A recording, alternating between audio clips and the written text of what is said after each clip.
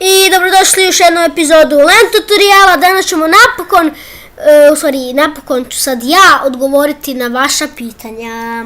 Evo idemo na prvo pitanje. Hoćeš li snimati neku igricu na Facebooku? Pita Marko Draštić. Pa hoću, vidjet ćemo. Drugo pitanje. Je li voliš igrati nogomet s glavom? Pita Adrian Kožul Pavlić. Pa volim. Idemo na treće. Nikolina Mikša pita. Koji telefon ti imaš? Ljudi, imam jedan bijeli super telefon Samsung Galaxy Young. Idemo sljedeće pitanje. Pita Martina Pilipović. Tko ti je dečko? Ja nemam dečka.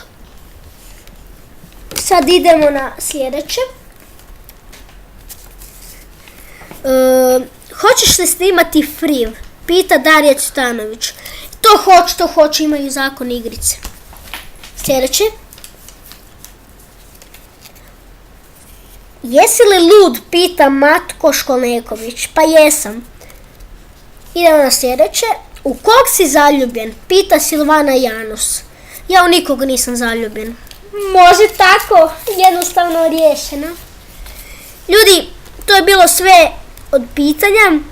Ja mislim da će biti više, ali na komentarima nema ništa.